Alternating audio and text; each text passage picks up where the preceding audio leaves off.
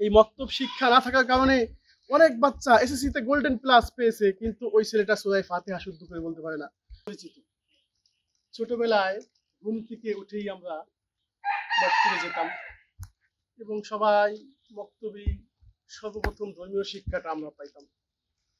মক্তবে শিক্ষার মাধ্যমেই আমরা জানতে পেরেছি একজন শিক্ষক, আলেম বা উস্তাদের মোহাব্বত, তার সম্মান, তার ভক্তি, তার শ্রদ্ধা এই মক্তবের শিক্ষার মাধ্যমে আমরা জানতে পেরেছি।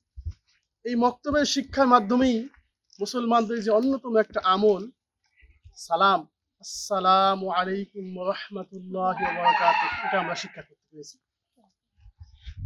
এই মক্তবের শিক্ষার কি উপকার হয়েছে? যে ছোটবেলা একবার মক্তবে গিয়েছে, মক্তবে পড়াশোনা করেছে, ওই ছেলেটি কখনো ভবিষ্যতে আর নাস্তিক হয় নাই, ভবিষ্যতে কখনো ইসলাম বিদ্বেষী হয় নাই। নামাজ পড়ার জন্য প্রয়োজনীয় যে সূরা সানাগুলো এই মক্তবের মাধ্যমেই ছোটবেলায় সবাই শিখতে পারে।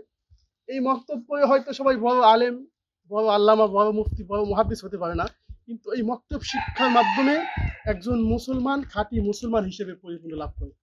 আজ এই মক্তব শিক্ষা বিলীনের পথে। এই মক্তব শিক্ষা না থাকার কারণে অনেক বাচ্চা এসএসসি তে গোল্ডেন প্লাস পেয়েছে, কিন্তু ওই ছেলেটা সূরা ফাতিহা শুদ্ধ করে বলতে পারে না। ওই ছেলেটা মুসলমান ঘরের সন্তান, ওই ছেলেটা 4 রাকাত নামাজ পড়ার জন্য যে 5টি সূরা দরকার হয়, যে দুরূদ, দুরূদ শরীফ, দোয়ায়ে মাসুরা, দোয়ায়ে কুনুত, এইগুলো যে পড়তে হবে ওই ছেলেটা জানে না। এই জন্য আসুন আমরা সকলে মক্তবের শিক্ষার প্রসার ঘটাই, আমাদের ছেলে মেয়েদেরকে মক্তবে পাঠাই, জায়গায় জায়গায় আমরা মক্তবের ব্যবস্থা করি।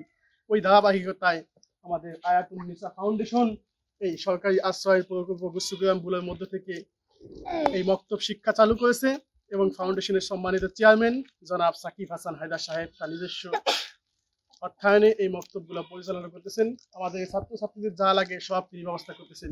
আসুন আমরা সকলে এই মক্তব শিক্ষা আগ্রহ বাড়াই, ছাত্রদেরকে মক্তবে পাঠাই এবং ইসলামী মুসলমান সন্তান যারা আছে এদেরকে মুসলমান হিসেবে আমরা চিহ্নিত করার জন্য, তাদের আমল আখলাকগুলো শুদ্ধ করার জন্য আমরা সকলে মক্তবমুখী হই।